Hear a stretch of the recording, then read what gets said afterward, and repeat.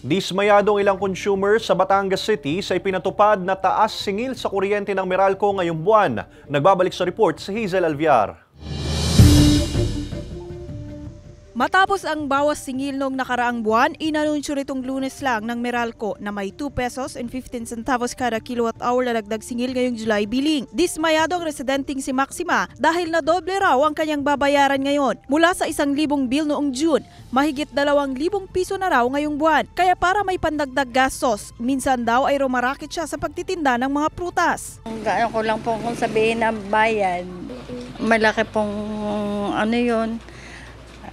gastos kasi nga po mahal ang kuryente. Nauna nang sinabi ng Meralco na tumaas ang July rate dahil sa mataas sa generation charges sa Wholesale Electricity Spot Market o WISM. Dumagdag pa ang pagsingil ng bahagi ng deferred generation charges noong June na sisingilin hanggang September ngayong taon. Mula naman sa 5,000, umabot na sa mahigit 13,000 pesos ang bill ng negosyanteng si Viuli. Sa bigat daw nito sa bulsa, pumayag naman daw ang Meralco na hindi isang bagsakan ang kanilang bayad nang hindi sila napuputulan. Hindi nagpunta yung asawa ko sa Meralco.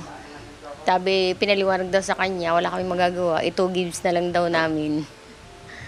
Para makatipid, nagpapatay na lang daw ng electric fan si Maximina sa umaga. Ang diskarte naman ni Violi, nagpapatay daw ng freezer sa gabi at binubuksan na lang sa umaga. Bukod sa pagtitipid sa konsumo sa kuryente, nagtitipid na rin daw sila sa iba pang mga gastusin lalo pat halos mataas na lahat ng mga pangunahing bilihin.